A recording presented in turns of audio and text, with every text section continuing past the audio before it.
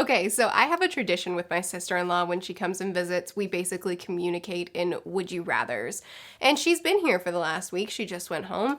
And I decided I want to keep playing. So I set up a would you rather bookish edition on my Instagram stories where I asked a ton of multiple choice would you rathers. I did do a community post here on YouTube to direct people over to my Instagram. Usually if I'm going to do a video with you guys where you're answering and we're interacting, I usually try to do it on YouTube, but YouTube doesn't allow a series of polls. They only allow one poll per post. So I had to do it over on Instagram. But either way, this video, we are going to see the results, see which one each one, and we're going to discuss, and I'm so excited. I haven't seen any of your answers yet. However, problem, first answer has already been selected.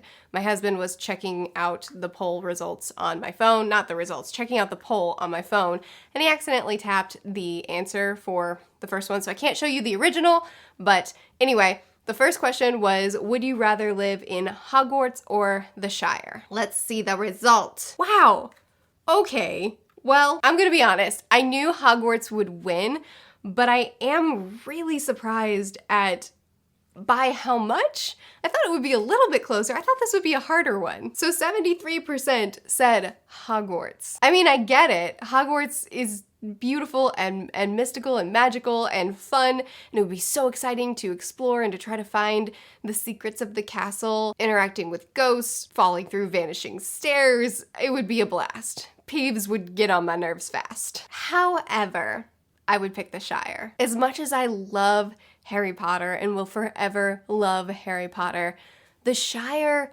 is such a peaceful place. The first time I read The Lord of the Rings, the amount of time that we spent in the Shire during the Fellowship and during the Return of the King, that amount of time felt like I was already home even on my first read. It's just such a peaceful, slow-moving, familial environment. It feels like everybody just kind of knows each other and lives in harmony. And while there's a lot of passive aggressiveness that goes on in the Shire, I really love that peaceful sort of life. And I think the Shire, oh man, as much as I would love to visit Hogwarts and maybe spend my school years there, to actually settle down and live, I would rather live in the Shire. Okay, moving forward. Second question is, would you rather be the hero or the villain? I'm very curious about this one. Oh shoot, man, I tapped it before I did the original. Daggum, I hope this isn't a theme throughout this video. I didn't want to reveal the answers until I was on camera.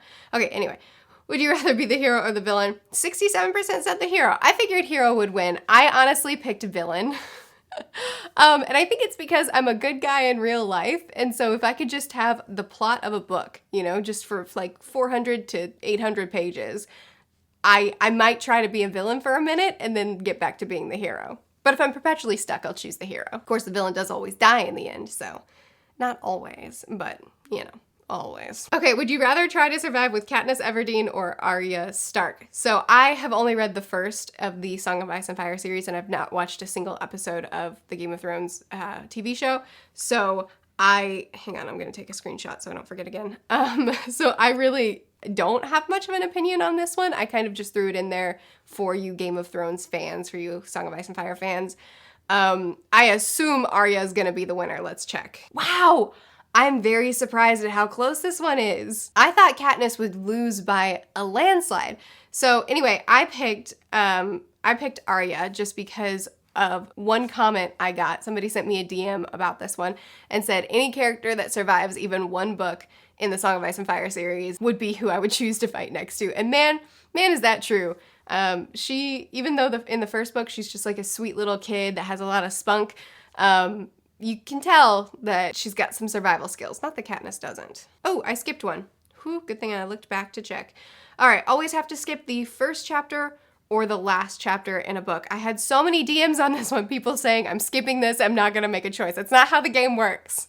But let's see. Wow, big, huge winner is the first chapter. So that was my choice as well, just because I think that a lot of times the first chapter in a book is nothing but setup, And I think probably about half the books I read, I could easily skip the first chapter and it really wouldn't affect the book at all. Sometimes you do get that first chapter that's really instrumental, immediately helps you learn about the characters and the story, and it's really important. But then a lot of times, like I said, I think about half the time I could just rip that first chapter out of the book and it wouldn't really affect my reading experience at all. Whereas the last chapter, sometimes the last chapter is useless. Sometimes the last chapter is just the author wrapping things up nicely and coupling the characters together. And no, I don't like books that end in that manner. But a lot of times the last chapter has a little twist to it that completely changes the ending of the story. And if you skipped that last chapter, if you skipped the epilogue, then you would have read an entirely different book than me. And I don't want to miss out on that. Okay, would you rather have unlimited books or live inside your favorite book? Whoa! 61% said unlimited books. I chose live inside your favorite book. How cool would it be? I mean, I guess, granted, a lot of us, our favorite books aren't exactly pretty and you may not want to live there. You just want to visit as a third-party observer. I get that, but I'm surprised. I picked live inside my favorite. Okay, would you rather live inside classic romance or modern romance? 57% said modern. I'm surprised at this one too. I thought that it would be a much further lean with modern romance winning by a lot. But I had a lot of DMs of people saying that the only reason they chose modern romance was because they like modern plumbing too much. I chose classic because, once again, if I'm only living out, 400, 500 pages, I think that I tend to like classic romance more. And I really like the more subtle romance. And I really think a lot of classic romances deal in a tremendous amount of character arc and character growth. And a lot more familial involvement in classic romances usually. Of course, you can get all that in modern as well, but I just tend to like classic more.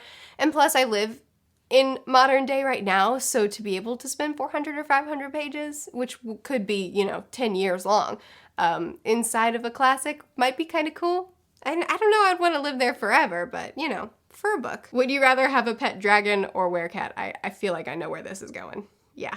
83% said dragon, and I agree. As much as I think werecats are the coolest thing ever, one of the only intelligent animal companion that I like to read in novels, dragons are where it's at. Would you rather try to survive a fantasy war or a dystopian war? I'm very curious about this one. 84% said fantasy war. I agree, fantasy. Even though fantasy involves magic, so who knows how you might die. You could die of Avada Kedavra, or it could be pretty messy. But I think just because a dystopian war feels more realistic, like when I read a dystopian or a post-apocalyptic or something like that, I feel a lot more scared in those because this legit could happen, whereas a fantasy, I feel really safe reading those. Plus, people are less likely to die in a fantasy than a dystopian. I mean, it depends on which author you're reading, but it's a bone I have to pick. Would you rather face off against Voldemort or Bellatrix? Don't even come at me about my spelling. I'm dyslexic. I'm so curious. Oh, this one was close. Good. I really wanted people to struggle with this one.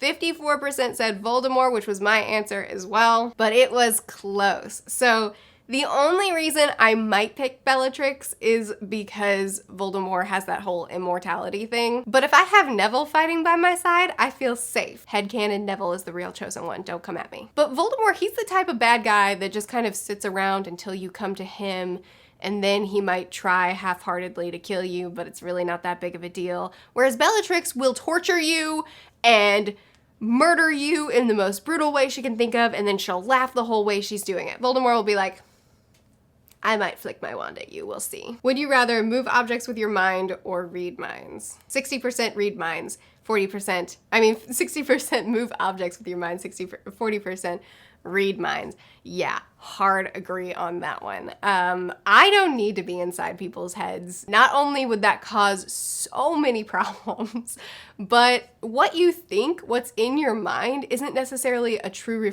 reflection of who you are. And I don't need to see all of people's dirty details that don't actually reflect who they are. They just reflect those passing moments or the things that they would never act on. I don't need that in my life. Would you rather live in a fantasy or a science fiction? 82% said fantasy. I chose science fiction. as cool as magic is, science fiction can equal space. Like, imagine living in Skyward. Not The Martian necessarily, but I want to explore space. Okay, would you rather have Snape or Umbridge as a teacher? 92% Snape. Okay, listen. I understand that we've all had an Umbridge in our lives, and she is realistically horrifying, which is why she's so easy to hate above all the big bads. However, in Snape's classroom, he actively seeks out being a horrible human to his students, especially if you're not a Slytherin, to the point where he tries to poison Neville's toad for not being perfect at a potion the first time he tried it, and then got furious at Hermione because she helped him not have his toad poisoned. And I could have a list of reasons why Snape sucks. He would be the worst type of teacher to have because he'll ask a question, you'll answer, and then he'll call you names and publicly humiliate you for answering the question correctly because he didn't want anyone to know the answer. Snape is the worst kind of teacher you could have. Umbridge is a worse human than Snape, undoubtedly. But if you just keep your head down, follow the rules, do what she tells you to do, you're gonna make it out okay. Granted, she will torture you if you step out of line, and ain't nobody wants that. But she will not actively seek out to cause you harm just because you exist and you're not a Slytherin. I'd rather be in Umbridge's classroom because I feel like if I can keep my head down and toe the line, I'm set. But with Snape, you literally can't win unless you're a Slytherin. I mean, I knew Snape would win because the hatred for Umbridge is so real, but shoot, I thought we'd be a little bit closer. Would you rather live with elves or fairies? 60% elves. Wow, I'm surprised it's so close. I chose elves. I love elves in pretty much any way I've read them written, whereas fairies, I don't know, whether they're the flitty around Tinkerbell fairies or if they're like deep dark fae, I've just never really gotten into it, so I guess it's a preference thing. Would you rather discover aliens or mermaids? 64% mermaids. So this is a little bit skewed because in my mind, a mermaid is the myth of mermaids, which, well, I guess not the myth because the myth of mermaids is something super different. But the basically sirens, the deep, dark creatures that want to kill you, not be your friend. If you've read Into the Drowning Deep, you have kind of an idea of what mermaids are supposed to look like instead of the, the romanticized version of them. Now that said, I still choose mermaids. So if mermaids were real, try to survive your discovery of them and then move on with your life. You don't have to go back into the ocean. Whereas with aliens, if you find out that they're real and they have the ability to invade, they may be cool, they may be friendly, they may be cool with living in harmony. Or they may not. But either way, they probably have more technology and power than us. Would you rather be cursed with Imperio for a week or Crucio for an hour? Ooh, Imperio for a week, one? So I choose Crucio, even though being tortured for an hour would be horrible and I can't even imagine. It's not enough time, probably, to cause what happened to Neville's parents, and if I don't want to be controlled for a week. I don't know that I could hunt down the number of people that I harmed in that week unwillingly to explain my situation and the amount of damage that I could cause to other people depending on who is controlling me for a week. I don't know. I'd rather have horrifying, probably unimaginable damage caused to me for an hour than to have a whole week where my face and body are causing horrible, unimaginable damage to everybody else around me. Either way, it would suck. Let's try not to have either of these things happen to us. Ooh, okay. So Sam from The Lord of the Rings or Jean from the Lies of Locke Lamora as your best friend. 77% Sam. So I knew Sam would win this because obviously The Lord of the Rings is a much more well-known series than Gentlemen Bastards, so I get it, no problem. I'm actually kind of surprised that Jean even got as many points as he did just for the sake of popularity. That said, I would choose Sam, but this is the question that I really had to think about for a long time because these are my two friendships. So to me, the best thing you can write into a book is a wholehearted, all or nothing, die for each other friendship. And Lord of the Rings does that really well, and so does the Gentleman Bastard series. I would say the difference is with the Lies of Locke Lamora, it's more two-way, whereas with the Lord of the Rings, because we see Frodo in his worst time, we really don't get to see a two-way friendship with them very much at all. It's almost entirely Sam. And you see some of that in the Lies of Locke Lamora when Locke is down really hard, where Jean is really carrying the entire relationship on his shoulders, but it's more two-way. And I certainly would rather have a two-way friendship like this than a one-sided friendship, but I still chose Sam. I don't know, he just seems like a more pure, wholesome character, and Jean is amazing as he is. I just think that Sam is more the type of person that I would gravitate towards for a best friend. But this was interesting. I wish I could do this poll only with people that have read both and see what people would choose. Okay, and then best friend, Sam or Ron. Whoopsie, dadgummit, I just selected the next one on accident. Oh well, it happens. Sam. Oh my gosh, Ron? I thought it would be like 9% Ron and 91% Sam. I'm so surprised by this one. This is the most surprising result of the poll. I'm gonna call it now without having seen anything else. I can't believe Ron, don't get me wrong, Ron's a wonderful friend. He's hilarious. He is super loyal. And I totally understand love for Ron. I love Ron. I would love to have Ron as a friend. But Sam, I honestly can't, let's just quit the video. I'm done. I'm going to scrap all this footage. I can't believe Ron won. I mean, yeah, opinion what you want to opinion. I'm just really surprised. And then I accidentally selected this one before I did the original, but whatever. Would you rather have a time turner or an elder wand? Time turner won by 63%. I didn't really know how people would vote. I chose time turner.